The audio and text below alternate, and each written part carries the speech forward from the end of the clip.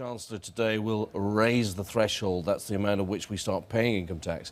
And the poorest people will benefit from that. Now, that's a really important story for a Conservative-led coalition government. Of course, that's something which was kind of forced on David Cameron and George Osborne by the Lib Dems, who really wanted fairness as part of the changes here. Does it matter if you save a couple of £100 there a year, but yet you're going to be clobbered maybe with an increase, say, in something like VAT?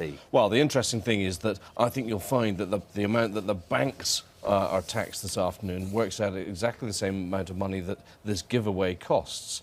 And so this is real money to real people, and it's a very, very important signal. What do you make of any bank tax? Because, I mean, there was all this talk and all this fear. You penalise the banks and they can simply operate somewhere else.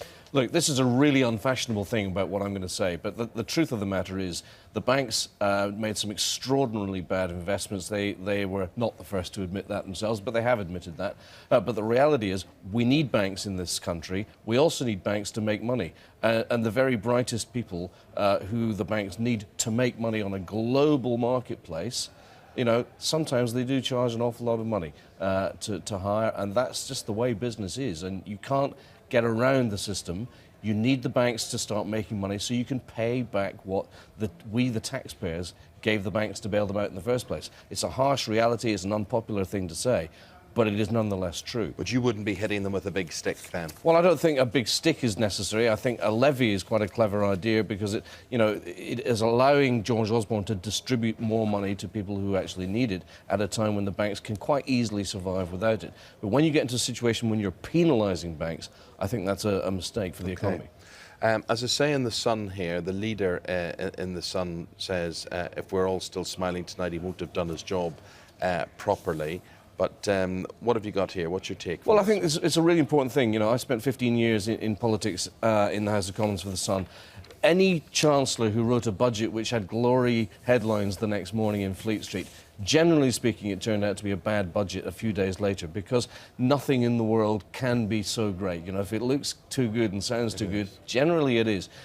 George Osborne has been with the last 3 or 4 Tory Chancellors having meetings over the last few days. They have all told him, this is the moment, this is your one moment to get the deficit sorted out, to get Britain's economy back on the straight and narrow again. If you flunk this, if you fail this opportunity, the Conservative government will probably not survive for more than one period in power. No, you can tell he's taking it seriously. You can tell he's been locked away for obviously weeks on end doing this because he's the palest man in the country.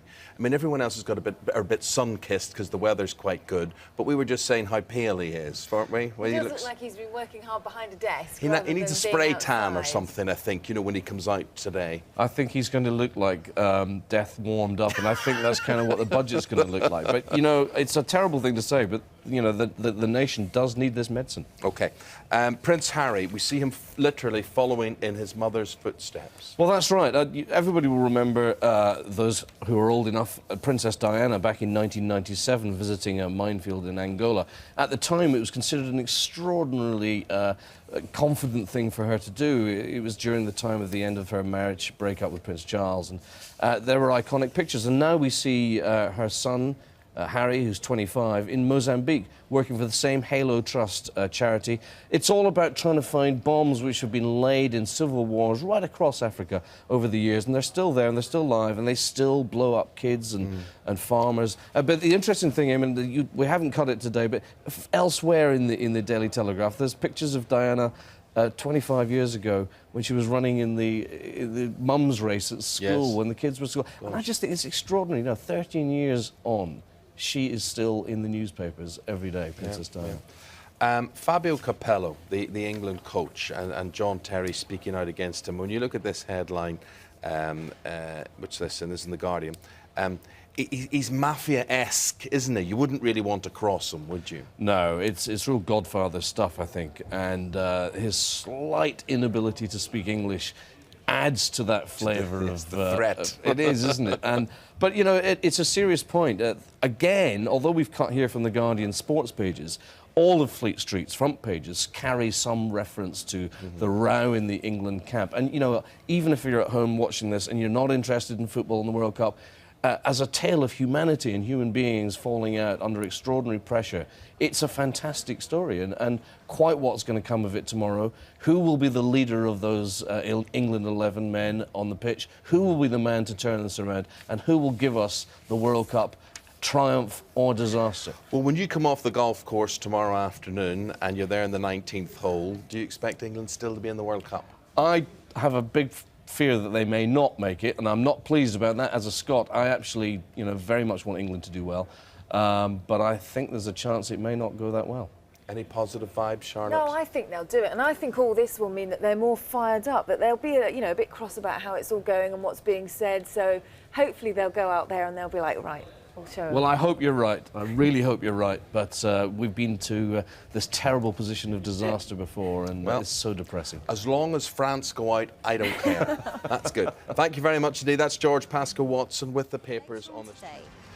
Thank you, Jacqueline. Getting some feedback now on the tennis. Yeah, you've upset Wanda in Scotland, actually. Who? She says, stop knocking Andy Murray, watch him in practice and he's having fun. Is he? On court. He's focusing on winning and he's not doing a charm offensive. Good, Wanda. Just I hope he lets his face know he's having fun next time we see him. He's a nice young guy and he's trying to win for Britain. Well, he's not actually, because he refers to himself as Scottish, doesn't he? He doesn't like being called British. There's lots of things he doesn't like, but... But there we go. But I wish him all the best. Hope he does very, very well. Let's face it, we've got nobody else. And the weather. You were there yesterday. Did you watch any tennis, or was it purely social? I don't know if I actually saw that much tennis. Can I say that? Yeah, it was a glorious day down there, down in SW19. Hot sunshine, strong sunshine. Be aware, take your sun cream because it's going to stay dry and sunny over the next few days. Well, we don't know. The likes of us aren't invited, and thank you. You didn't even think of us. No, you didn't even ask us. I'm sure Jackie's got a few spare tickets. Yeah, that's what I did. That'll be us cut out of the loop then. Next time. Okay. Are you free this week? Thanks for asking. Well, the way the weather's looking, tomorrow. OK, we'll take a break there. We're talking budget. It's an emergency budget today. OK, more on this throughout the morning. After a rundown of what else is happening news-wise, Charlotte with the very latest. Eamon, thank you. The man behind an attempted bomb attack on New York's Times Square has warned that extremists will continue to target the United States. Faisal Shahzad delivered the terror warning. And we look at the front pages of the papers now. They're mostly dominated by the budget, it has to be said. Times, first of all, and the Chancellor will claim. I've got two MPs going to debate this whole situation after we get a rundown of what else is happening news-wise from Charlotte. Thanks, Eamon. A man has pleaded guilty to attempting to set off a car bomb in New York's Times Square last month. Pakistani-American Faisal Shahzad admitted 10 charges. OK, we're going to be talking budget now, and with me now are the Conservative MP Charlie Elphicke, and we've got the Labour MP Tom Greatrex here to discuss that. Are you guys new MPs, incidentally? Just wanted to ask you. Yeah, both of you are new. Yep. So you've come from the real world into all of this first of all. You see, Tom, the thing is, first of all, that out of tax, that's a real reform. Yeah, but you're a former tax lawyer. I doubt you're sitting representing the least well off when you were a tax lawyer. I always think the best gamekeeper is the one who's previously a poacher.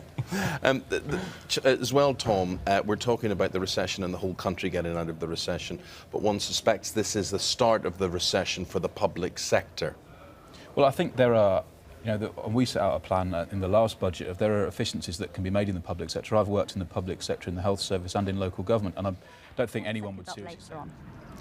Thanks, Jackie. Lovely atmosphere there, as usual, at Wimbledon. And what are people saying email-wise this morning? More in morning? defence of Andy Murray, actually. Anne in Sutherland says that leave Andy alone. When did you see Borg, McEnroe or Connors smile on or off court? About the football plans for tomorrow, we were talking about whether bosses were going to allow people time off to watch it. Richard Brewster says he's going into work 2 hours early. He's knocking off to watch the game with free food laid on, and then he'll finish his shift. Suhail says he's going to watch it at work secretly. Peter Emery says bosses should see that allowing staff to watch the game together will be far more beneficial for bonding than any staff away day. Rob Terrace says he's on nights. He says, I'll be in bed, which is something the England team will be getting used to after tomorrow. Yeah, there you are. And there's the Chancellor himself and Danny Alexander, his assistant, going into number 10. in there to get their homework marked before they read it out. They might be a bit busy, mightn't they, to watch the football tomorrow? Well, all the hard work will be done by them, won't it? I think they'll relax. Yeah, they might have a day up. off, have their feet up. Yeah, very good. Good day to have your feet up today Good outside day if you the take your garden. socks and shoes off and wiggle your toes in the sun, yeah. Maybe they'll get a bit of colour. Yes, it's looking dry and sunny over the next few days. Beautifully bright, feeling increasingly... Scooching around, that's a new word I've learned That got today. your attention, didn't it? Scooching around. We'll see if the Chancellor scooches around on Live Desk next with Colin Brazier, because it is the emergency...